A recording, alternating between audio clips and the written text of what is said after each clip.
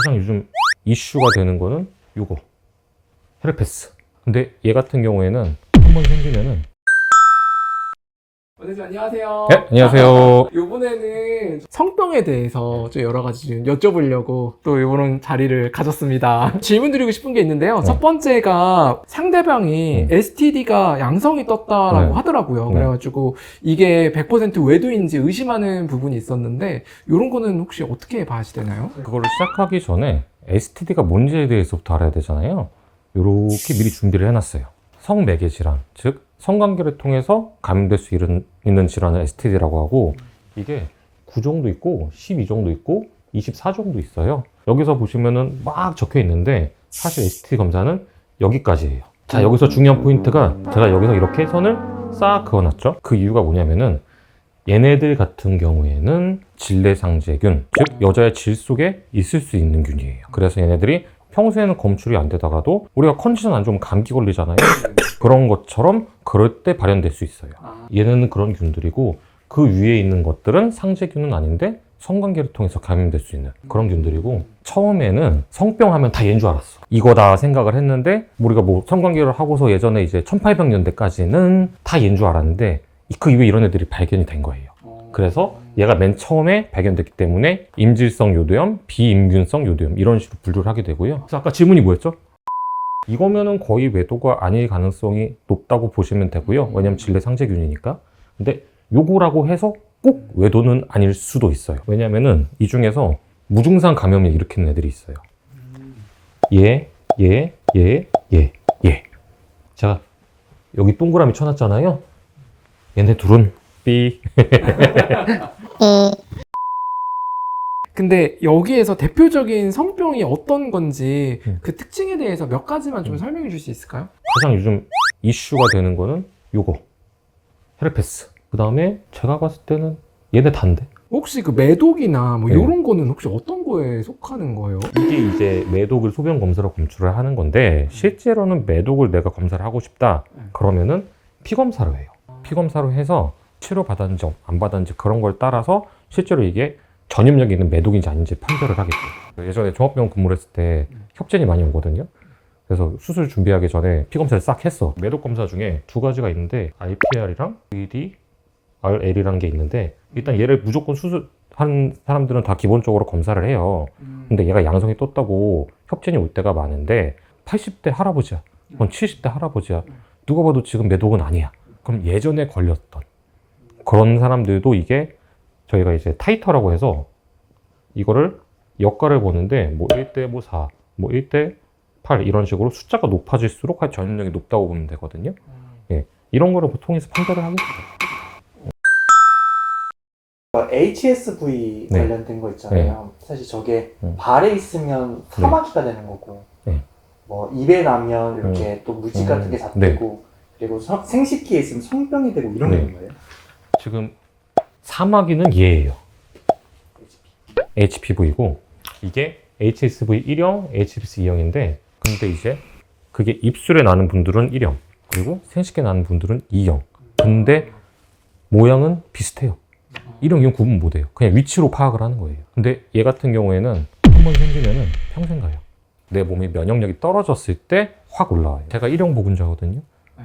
제가 이것 때문에 재수를 망쳤어요. 재수 수능 날에 이게 확 올라와서 시험 조졌어. 여성분들만 걸리는 저 가운데 라인 밑에 있는 저 네 가지 있잖아요. 저거는 뭔가 증상이 있는 건가요? 어떻게 해야 알 수 있는 건가요? 그냥 안쪽이 불편하다거나, 보통 이제 이런 경우도 되게 많은 게, 와이프가 불편해서 검사했는데 이게 나왔다고 가보래요 하고 남자분들이 오세요. 근데 대부분 증상이 없어. 근데 균이 나와. 근데 얘네들은 치료 안 해도 된다 그랬잖아요. 근데 그러면 여쭤봐요. 환자분께 이거 치료 안 해도 되는데 치료하실래요? 그러면은 100이면 100 다 치료하세요. 만약에 제가 이거 나오잖아요? 저도 약 먹을 거예요.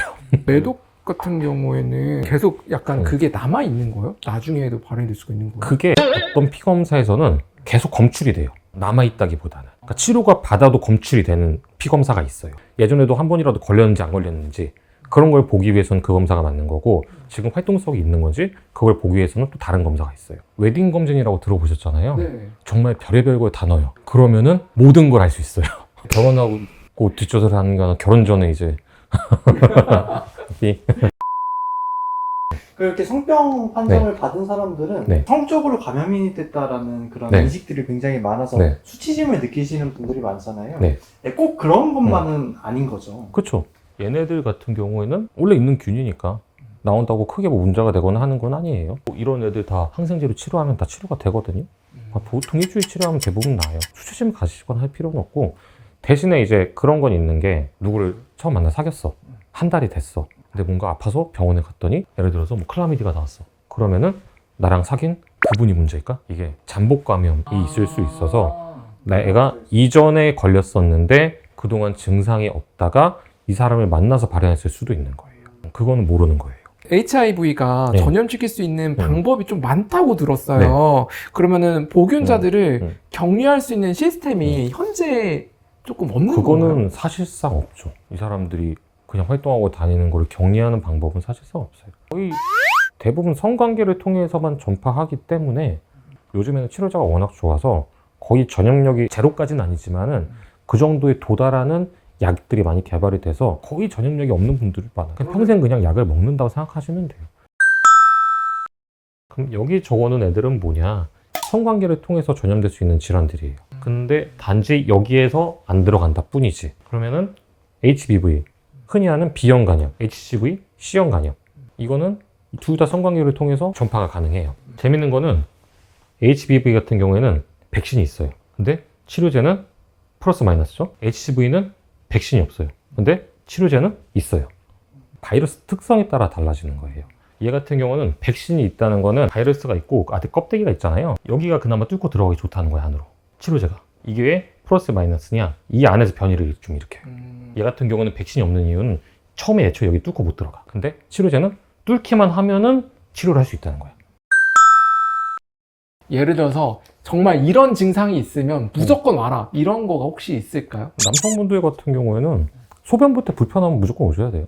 여성분들은 뭐 질 안쪽에 뭔가 불편하다고 한다. 소변 볼 때 느낌이 힘들다거나 그러면 오셔야 되고요. 근데 이제 여성분들 같은 경우에는 그게 일반 방광염인지 아니면 이런 성매개 질환인지 구분하기는 쉽진 않아요. 왜냐하면은 요도가 짧고 요도랑 질이랑 가까워요. 그렇기 때문에 잘 걸릴 수밖에 없어요. 알잖아. 받아들여. 제발 할 수 있어. 작년에 성병에 걸려서 정말 고생했었었는데 치료받고 약을 몇 달을 먹으면서 치료를 했습니다. 이게 재발 가능성이 있을까요? 성관계를 하면은 재발할 수 있지 않을까요? 이거는 너무 또 질문이 포괄적이어가지고 아마 몇 개월 동안 치료받았다고 하시는 걸 보니까 예의 가능성이 좀 높은 것 같아요. 얘가 꼭 그렇게 잘 치료가 안 되는 경향이 있어서 이런 경우에 몇 개월 동안 치료하시는 경우들도 있거든요. 예거나 예일 가능성이 있어요. 헤르페스 걸리셨던 분들을 이제 해부를 해가지고 그 신경절에 바이러스가 얼마큼 있는지 그거 다 일일이 셌대요. 사람마다 다르대요, 그게. 그래서 누구는 한 2, 3년마다 재발을 할 수 있는 거고, 누구는 2달마다 재발하는 사람이 있고, 그 역과에 따라 다르대. 바이러스의 수치가 얼마큼 높냐에 따라서. 얘라면은 평생 함께 가는 거고, 이런 거다. 근데 치료가 됐어. 그럼 지금은 괜찮아. 또 재발할 수 있냐고 물어보시는 거면은 콘돔을 끼시고 성관계를 어떻게 말씀을 드려야 될지 모르겠네. 안 하시면 안 걸려요. 하면 걸릴 수 있어요. 걱정하지 말고 들어와. 최근 관계 후 평소와 다른 분비물이 보여 성병 검사를 고민하고 있습니다. 혈액 검사가 필요한 경우는 어떤 것인지, 검사 결과는 어느 정도 시간이 지나야 확인이 가능한지를 알고 싶습니다.